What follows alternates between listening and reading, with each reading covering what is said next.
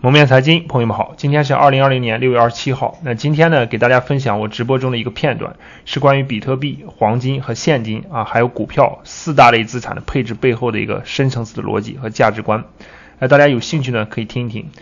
这4类资产配置背后呢，反映了对未来世界怎样的一个态度？未来呢，究竟是哪类资产能够胜出？那资产配置背后呢，其实就是你对未来世界观的一个反应。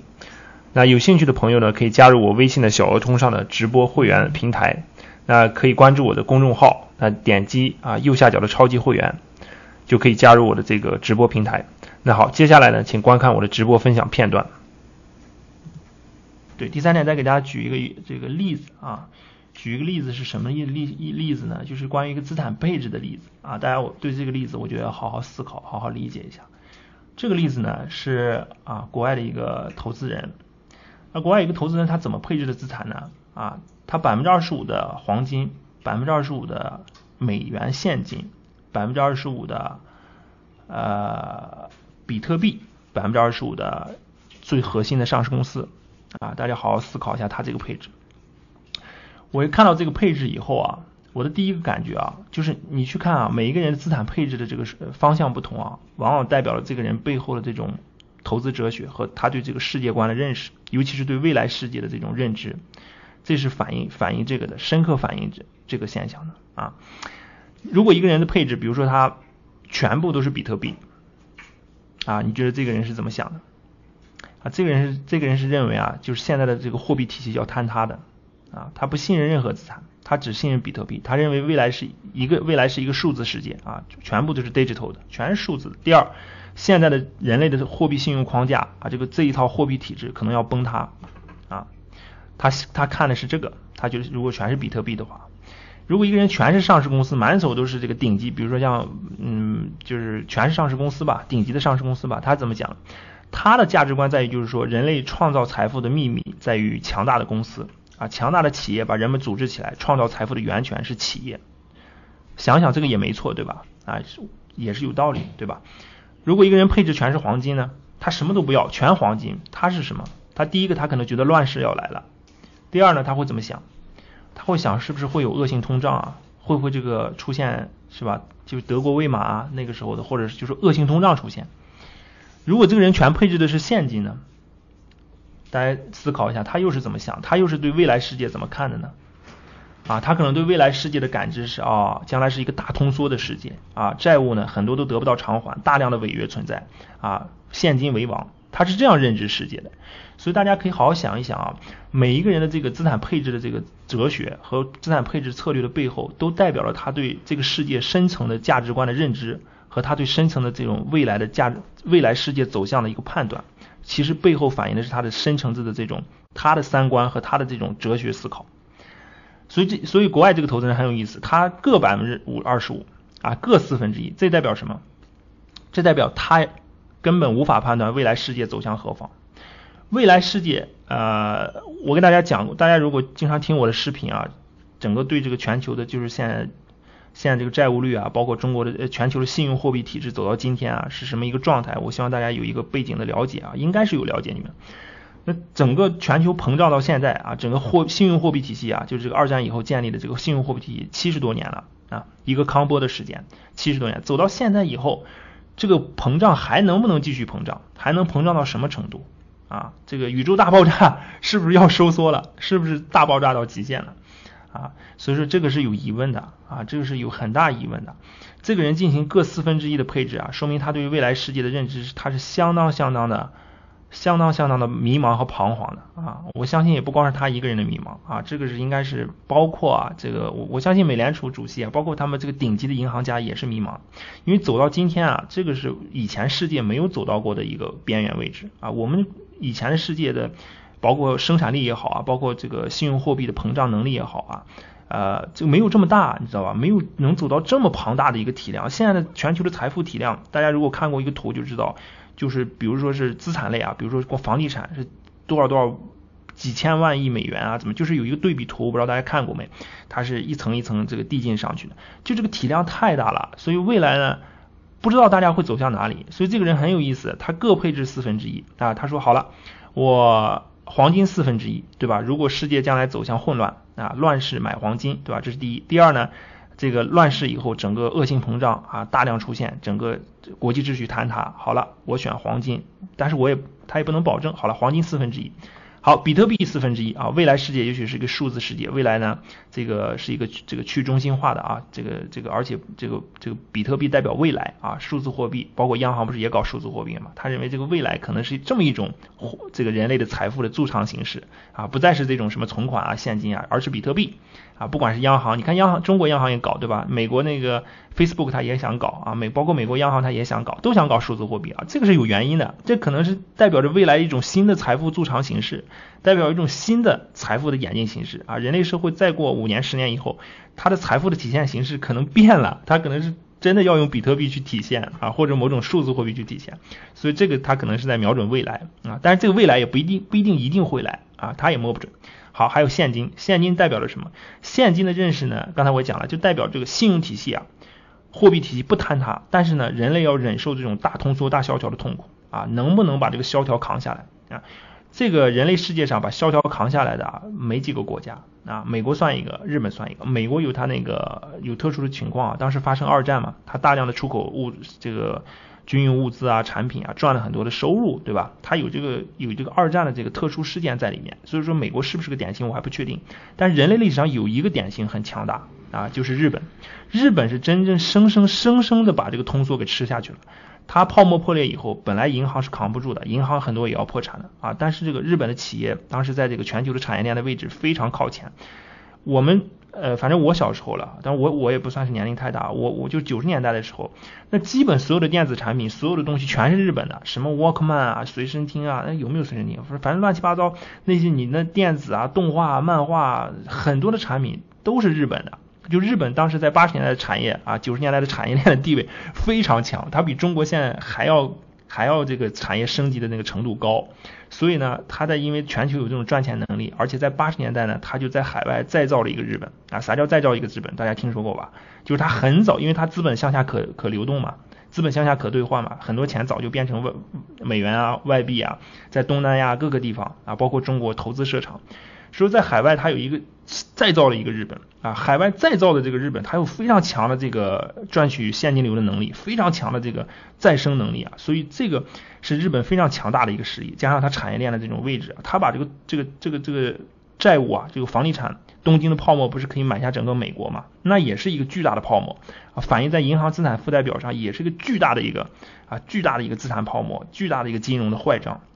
它把这个坏账啊生生的给扛下来了。全体的国民啊，加上他那些比较牛逼的企业，生生的用失去的20年扛下来了，居然没破产啊，没有大量的破产，没有走向混乱啊，这点我很服气，日本真的很牛逼啊，有韧性，确实有韧性，他把这个扛下来了。好了，这个时候扛下来的时候，你如果在日本这20年你持有什么最合适啊？我不说上市公司，那就是现金，因为在通缩的环境下，钱是越来越值钱的。啊，这20-30年，这也是为什么你看日本年轻人现在不怎么买房，对吧？他也不怎么买房，因为这个是一个通缩的大环境嘛，资产价格也涨不上去，对吧？然后钱还越来越值钱，所以大家都去存钱。所以日本的恰恰到了现在以后，全球发达国家里面，居然日本的这个法定存款准备金率加上超额存款准备金率啊，也就是这个底子吧，就是存款准备金，反而是全球最高的，居然有20%多的存款准备金率啊，20%几我忘了，反正有个数据是最高的。想不到吧，就是生生的就扛下来了这20-30年啊，所以你说人家失去了10年20年啊，我觉得这个东西就风物长宜放眼量啊，你放长了看看，你看看中国再过20年30年，咱们能不能把这个宇宙第一大泡沫给扛下来？如果那扛下来，那中国人确实也是牛逼啊，不比日本人差，也相当牛逼。所以呢，我的意思就是说这个现金扯远了。这个现金的这个取向呢，就是代表呢你在通缩环境下，现有的信用货币制度情况下不崩溃的前提下一直扛下来，把这个几十年来咱们这个债务这么大的债务，比如说中国的债务现在不是有好几百万亿嘛很大的债务，全球债务当然也很大了整个全球这个信用货币体系不坍塌，大家都扛下来，通缩就通缩，失业就失业然后20年30年未来勒紧裤腰带还债把过去把子孙的透支的那些东西未来20-30年全给他还了好好还债，一心一意的多赚钱少花钱同时提高劳动生产率科技创新，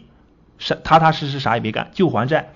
好了，这个时候我跟你说，现金为王，没错，就是现金，你就拿对现金就对了，这是个通缩的大环境啊，好吧，这是第3种资产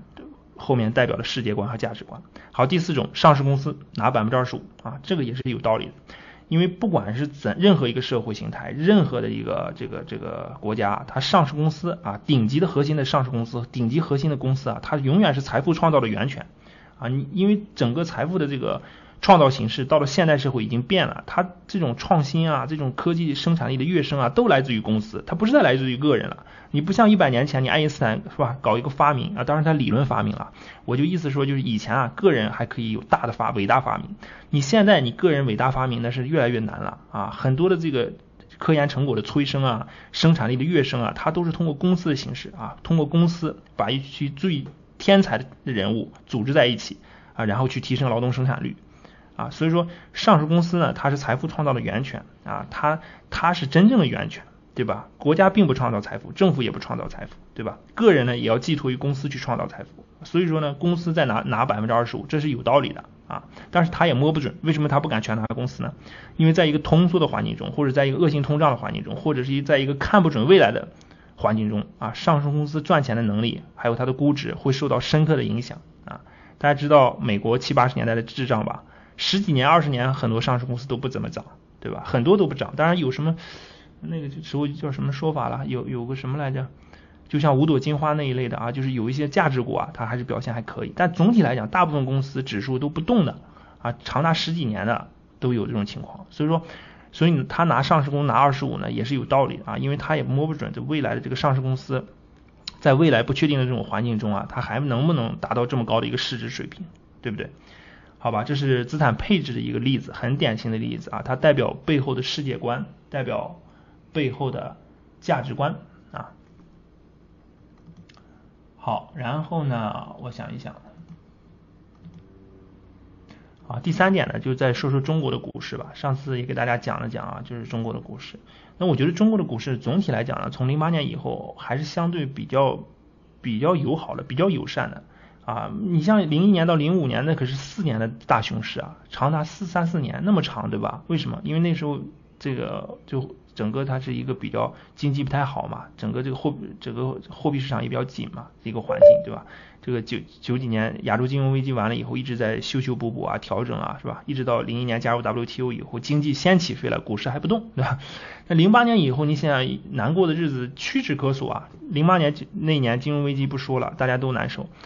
对吧？然后马上就救市，09、10是牛市吧？啊，11年是个熊市，我承认，11年因为货币政策中国也收紧了啊，中国也进行了多次这个加息和提升存款准备金率，所以11年是难受一点啊，全年是一个熊市，很多那一年入行的人有感受的。那12年呢就开始好了，12年很多消费电子股就开始涨了，对不对？那时候歌尔声学啊，那时候做那个玻璃面板的叫什么那个公司我都忘了，它是不是退市了？就是大量的消费电子股的这些有些股票已经开始悄涨了。啊，这些做硬件的，到了13年就更多了。13年是个创业板的牛市，对吧？大家还记得吗？很多股都翻了5倍、10倍的，对吧？手游啊，这个影视传媒啊，这个反正 TMP 那些，对吧？都涨了很多倍啊，都是非常疯狂的。13年还是很好过的，对吧？然后14年呢，上半年有点不温不火，也难赚钱一点，说实话，对吧？到14年下半年，哇塞，大牛市来了，对不对？10月份啊，以券商为首，疯狂上涨，对吧？涨停板拉涨。这个成交量迅速放大，14年下半年好日子就来了，一直到15年的6、7月份股灾都还是非常非常好的，对不对？大牛市啊，股灾是很突然，但是大家别忘了，股灾这么大的波动也带来巨大的这种波动的这个利润的机会啊，这个大的跌完了以后马上就是连续涨停，对吧？你如果要市场敏感性好的话，也是可以赚很多钱的，有大波动嘛？你看现在股市哪有波动啊？你看不到大波动，对吧？小波动小的不得了，我指大盘啊。这个波动就很小，然后到了16年啊，16年以后，这个自从熔断以后，很多的这个什么所谓的价值股啊，就是这个大的蓝筹股就开始这个慢牛嘛，一直走了2年，16、17年慢慢涨，一直涨2年，所以16、17年也还凑合啊。然后18年是难过的，18年为什么难过？就是这个郭树清在陆家嘴金融论坛说了嘛，要去杠杆，对吧？他那一年就是要去杠杆，为什么？他要给中国未来的货币政策留出空间啊。啊，因为他做证监会主席，他也是刚刚开始，对不对？他还要再任一届两届，对吧？反正要点时间的嘛。那16、17年经济恢复的不错，所以说呢，18年就要去杠杆啊。那时候实体经济也有这个韧性啊，可以去搞一搞去杠杆。所以18年呢，那是官方主动收紧货币政策的，主动要去杠杆的啊，尤其是要把通道业务，对吧？这个影子银行业务移回表内，对吧？表外进表内，大家肯定记得这句话，对吧？表外回归表内。所以18年的整个这个熊市啊，就是这没办法，就是官方他要收紧货币的，所以18年是比较难过的，全年跌了1年啊，没什么机会，几乎那一年啊，18年是难的。到了19年好了，货币政策经过18年的4次降准，19年的3次降准，对吧？一直都是在这个降准的环境中，19年自然就牛市来了嘛。19年整体环境还是不错的，对不对？从18年10月份这个券商第一波上涨，到19年2月份的第二次见底，对吧？双底确立，然后就开始行情了。所以说19年也还不错，然后到了2020年一直到6月份，行情都还不错啊，对吧？一直有这个货币政策的这个降准的帮助啊，货币政策的东风一直在吹着我们啊，吹着我们乘势往上走啊。这个尽管很多估值都很高了，对不对？很多股票那么贵了啊，那么高了啊，这科技股也很高啊，很贵是吧？跌不下来啊，包括现在医药也开始最后也开始涨啊，不停的涨。所以说整个08年以后，因为这个货币政策一直就是通过货币政策的调节，整体来讲呢，做股票的人我觉得日子还是比较舒服的，难过的并不多，不过也就是08年啊，11年14年上半年，然后如果不算15年股灾的话，然后就是18年，其实也就那么2-3年啊，就是长期的熊市没有，就你没有经历过01年到05年那种长期的4年的那种大熊啊，一直绵延不绝的跌，绵延不绝跌，一反弹完了就跌反，那种熊市才是真正杀人的熊市。那持续半年1年的熊市，基本杀不死太多人的啊，很多私募就可能就死了那么10%、20%，死完了以后，这个马上就复活了，满血复活，甚至对吧？所以说这个股市呢，总体来讲呢，还是非常温和的，非常友善的啊，它跟货币政策有关系，跟国家的这个逆周期调控呢有很大的关系。